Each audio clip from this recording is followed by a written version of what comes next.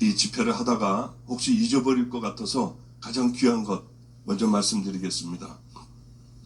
성령님의 음성을 정말 듣는 법이죠. 제가 하나님의 음성을 들은 것은 처음 주님을 만날 때였습니다. 그리고 이제 제가 주의 길을 가겠다고 결단을 하자 모든 음성이 다 끝나버렸습니다. 그리고 13년 동안 엄청난 고생을 아무 소리도 못 듣고 어떤 감동도 못 받고 13년 동안을 얼마나 어려움 가운데 지냈는지요. 그런데 그 어려움 가운데 지내는데 어느 날 이제 좀 아이들도 버려진 아이들도 함께 살면서 학교를 다니게 됐습니다. 저는 지금까지 한 20년 가까이 혼자 살아왔어요. 애들하고 함께 이제 살아왔죠. 애들 쌀이 있으면은 밥을 좀 해가지고 도시락을 싸서 콩을 이렇게 졸여가지고 간장에 졸여가지고 하트 모양으로 이렇게 도시락에 싸주기도 하고요. 계란이 생기는 날은 프라이를 해서 다 뜯어가지고 하트 모양으로 이렇게 해주기도 하고 편지를 써서 보내기도 했습니다. 그리고 애들에게 너희들은 부모님이 다 너를 버렸어도 세상에 버렸어도 우리 하나님과 나와는 너를 버리지 않는다. 네가 나를 버리든지 네가 하나님을 버리면 버려도 절대로 너를 안 버리겠다. 사랑한다고 하고 편지를 써서 도시락하고 이렇게 같이 주고 했습니다. 어느 날 그 많은 힘든 어려움을 다 겪고 이제는 거의 이 고난에 끝나간다 하는 마음이 이상하게 제 마음에 들었습니다. 학교를 그때도 또 이제 학교를 이제 아이들에게 보내고 저 혼자 늘 하던 대로 강대상에 뭐 조그만 요만한 요 까만 둘레만한 그런 교회였습니다. 거기에 강대상 하나를 놓고 그 강대상이 제 집이고요. 아이들이 이렇게 그 의자 몇 개 있는데 거기에 아이들이 이렇게 살고 있었습니다. 근데 그날도 학교를 다 보내고 이렇게 주님 앞에 주님 오늘 학교를 다 보냈어요. 오늘 쌀을 좀 주세요. 그래야지 애들하고 저녁을 먹을 수 있잖아요. 그렇게 기도를 했는데 갑자기요. 내 종아 하는 게 마음으로 이게 마음인지 귀로다가인지 이거 헷갈릴 정도로 아주 크게 들려왔습니다. 그래서 기도하다 말고 벌떡 일어나서 누가 나를 불렀나 하고 이렇게 돌아봤더니 아무도 없어요. 혹시 바깥에서 누가 뭐라고 하는 것을 내가 잘못 들었나 하고 나가서 살펴보니까 아무도 없었습니다. 그래 혹시 주님의 말씀이 아닌가 하는 생각이 얼른 드는데 주님이시겠구나 해가지고 이 교회 뭐 작은 교회니까 얼른 뛰어와서 강대상에 다시 엎드려서 주님 부르셨어요? 저예요. 그랬더니 말씀이 다시 시작이 되기 시작을 했습니다. 내 종아. 그게 얼마나 울음이 나는지요. 이게 13년 만에 듣는 그런 음성이었습니다. 그리고 제가 편안하게 아주 잘 의사로서 살다가 그 엄청난 고난의 현장에 그러니까 여러분 어느 정도냐면은 노숙자하고 같이 살았어요. 노숙자들은 집이 다 허물어지는 폐허 같은 데서 삽니다. 거기 이불 한 장을 깔아놓고 한 7, 8명이 그 안에서 사는 거예요. 이 사람들은 노숙자는 다른 게 노숙자가 아니라 알코올 중독자 되어 보니까 전부 술에 하루 종일 취해서 있는 사람들이었습니다. 이불에다가 대변을 그냥 봐요. 거기서 누가 자고 있으면 거기다 대고 그냥 소변을 막 봐요. 얼마나 냄새가 나는지요. 여름에는 구더기들이 그렇게 슬어요. 그럼 그걸 갖다 털고 또 자는 거예요. 얼마나 악취가 나는지요. 도무지 거기서 잠깐 동안 숨을 쉴 수도 없었어요. 그래도 이제 사람들이 안 하는 것을 제가 해야 됐기 때문에 그 한쪽 구덩이에서 그 이불에서는 자질 못하고요. 한쪽 구덩이에서 궁뎅이를 땅에 대고 무릎을 세우고 무릎을 이렇게 깍지를 쥐고 이 코너 된 그쪽에서 그냥 이렇게 자는 거예요.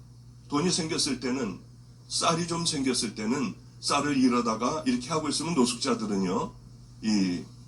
자기가 세다는 걸 보여주기 위해서는 남을 때립니다. 그래 제가 이제 이렇게 밥을 하고 있으면 술이 취해가지고 발길로 뒤에서 차요. 그럼 나도 옹그라지면 이 사람은 저를 때렸기 때문에 그래도 센 사람이 되는 거예요. 이런 세계였습니다. 이런 곳에서도 꽤 오랫동안 지내고 또 그 사람들 밥을 해주고 치울 거 다 치워주고요. 그래도 그렇게 때려요. 그리고 이제 집에 교회에 와가지고 아이들하고 또 지내기도 하고요. 이런 삶을 참 힘든 삶을 살았습니다. 그런데 주님께서 뭐라고 말씀하시냐면 내 종아 내가 다 봤다. 아이고 얼마나 눈물이 나는지요. 저는 주님이 저 보지도 않는 줄 알았어요. 그냥 죽으면은 이 땅에서 살다가 죽으면은 우리 주님하고 함께 사는 것 그것이 모양이다.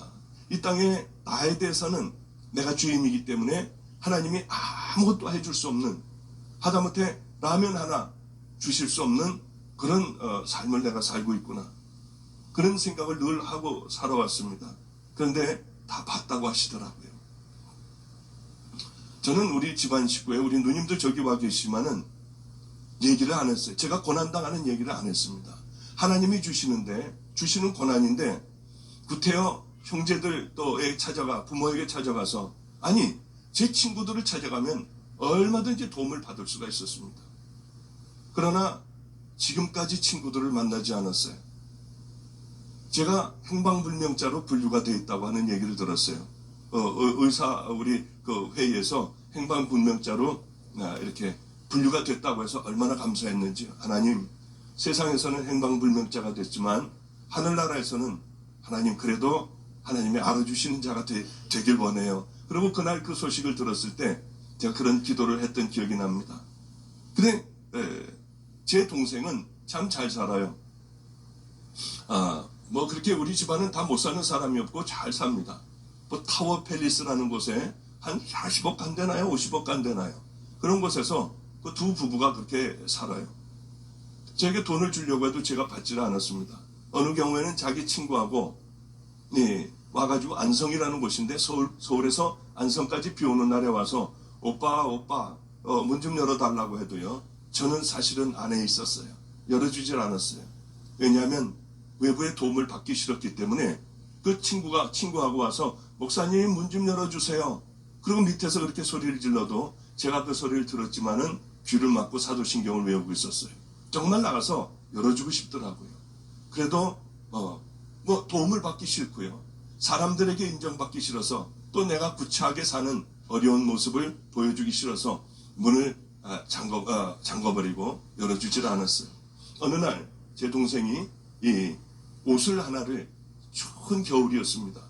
저는 그 오리털 파카라고 하는 그것을 늘 입고 있었어요. 아마 어떤 때는 그 한 3년 정도를 입고 있었던 모양이에요. 냄새가 나고 추운 겨울에도 그걸 입고 노숙자들하고 함께 살고 하니까 저는 냄새가 많이 났습니다. 제 스스로가 냄새가 나고 옷도 못 갈아입고요. 오랫동안 갈아입지도 못하고 어디 가서 세수할 데도 없었습니다. 겨울이면 왜냐하면 수도가 밖에 있기 때문에 밖이 다 얼어버려가지고 세수도 할 수 없었어요. 물론 이도 닦지도 못하고요. 정말 거지같이 그렇게 살았었습니다. 그런데 옷도 제대로 못 갈아입고 냄새나는 그런 옷을 입고 있는데 제 동생이 한 번은 전도를 이렇게 쭉 하고 교회로 들어오니까 앞에 요만한 물건이 하나가 이 쇼핑백에 물건이 하나가 앞에 놓여 있었습니다. 거기에 왜 이렇게 오빠 고생하고 살아? 옛날에는 잘 살았잖아. 그리고 그렇게 하지 마. 내가 이 캐시미어 코트를 하나 샀어. 오빠 옛날에 이런 거 좋아하고 입었잖아. 이거 비싼 거야. 200만 원 가까이 가는 캐시미어 코트야. 그 캐시미어 코트하고 목도리를 하나를 사다가 그 편지와 함께 저희 교회 앞에다가 놔뒀습니다. 도움을 전혀 제가 받질 않으니 옷을 갖다 놓은 거예요. 그래 늘 그렇게 거지같이 살던 몇 년 동안 세탁 한번 해보지 않은 그런 오리털 그 파카를 벗어버리고 저는 왜냐하면요 난로도 못 대니까 교회 안에 있을 때도 그거 입고요. 잘 때도 그 옷을 입고 자고 밖에 나갈 때도 그 옷을 입고 나가는 거예요. 뭐 옷이 없으니까요. 그렇게 늘 한 가지만 입고 늘 다녔습니다. 그런데 이제 제 동생이 그 옷을 사왔기 때문에 이 옷을 더러운 파카를 벗어버리고 긴 롱코트인 캐시미어 코트를 탁 입고 이 머플러를 캐시미어 머플러를 탁 하니까 정말 귀티가 나더라고요. 얼마나 멋있어 보이는지요. 오래간만에 이렇게 멋있는 것은 제가 처음 봤어요. 너무 좋았어요, 그 옷이요. 예전에는 뭐 그런 거 안 입었겠습니까? 밤낮 그렇게 입고 다녔죠. 그게 너무 좋았는데 그 다음 날이었습니다. 그 다음 날은 제가 어디를 나가지를 않았고 그 다음 날에 매일 나가는 전도를 쥐고 이렇게 우리 교회는 골목으로 들어와서 이 건물 앞에 가도 교회인지 몰라요. 이렇게 위로 쳐다봐야지나 여기가 교회가 있구나. 그러니 사람들이 들어오지를 않습니다. 그 이제 그 전도지를 가지고 밖을 나가는데 얼마 그 골목을 벗어나서 큰 길로 나가려고 하는데 어떤 알코올 중독자가 어떤 할아버지 한 분이 땅바닥에 그 추운 겨울에요. 추운 겨울이었습니다. 땅바닥에 발을 이렇게 궁뎅이를 대고 양발을 쭉 벌리고요. 그리고는 뭐라고 그렇게 야단을 치는지 땅바닥을 보면서 소리를 지르면서 중얼거리면서 뭐라고 야단을 치고 있었어요. 술이 잔뜩 취해서요. 근데 그분은 아주 얇은 옷을 입고 있으면서도 추워하지를 않았어요. 지나가다가 그것을 이제 딱 이 2번 입었을 때였었죠. 나가서 보는데 그 할아버지가 그렇게 술이 취해서 땅바닥에 뭐라고 했어요. 얼마나 추울까 할아버지가. 내가 얼마나 춥게 지냈는데 저 할아버지 얼마나 추울까 하고 그 코트를 벗어가지고 할아버지를 이렇게 단추를 채우고 입혀드리는데 입에 담지 못할 욕을요 저한테 막 하는 거예요. 냄새가 나고요. 할아버지는 아주 무서운 눈으로요 쳐다보면서 그렇게 막 욕을 해댔어요. 할아버지 그러지 마세요. 얼마나 추워요. 그리고 이제 제 그 코트를 제 동생이 사준 코트를 입혀주고 또 제가 하고 있던 머플러를 이렇게 할아버지에게 둘러드렸어요. 할아버지도 아니고 할아버지로 막 이렇게 넘어가는 그런 한 50대 후반 나이 정도 중반 나이 정도는 됐을 것 같습니다. 그러니까 저도 정말 할아버지군요. 제가 지금 57이거든요. 저도 할아버지군요. 하여튼 고생한 제 나이보다 조금 더 먹은 그런 분이 그렇게 욕을 해도 할아버지에게 이렇게 머플러까지 다 둘러드리고 그분을 붙들고 기도를 했어요. 하나님, 우리 할아버지 제가 만난 그 하나님을 좀 만나게 해주셔서 이렇게 고생하고 살지 않게 해주세요. 얼어 죽지 않게 해주세요. 그리고 할아버지에게 기도를 해주고 그러고서는 저는 이제 추우니까 다시 코트를 벗었으니까 추우니까 다시 이제 교회로 뛰어들어가서 그 잠바를 다시 입으려고 여기서 그저 저 비상구만큼요. 가다가 궁금해가지고 좀 더 떨어졌나요? 저쯤 됐나? 더 떨어져가지고 할아버지 어떻게 됐나 하고 뒤를 이렇게 돌아봤더니 그 술주영뱅이 할아버지 막 저한테 입에 담지 못할 욕을 하던 그 흉한 할아버지가 아니라 그 할아버지는 맞았습니다. 그 할아버지는 동일한데 저를 이렇게 쳐다보고 있었어요. 얼마나 깜짝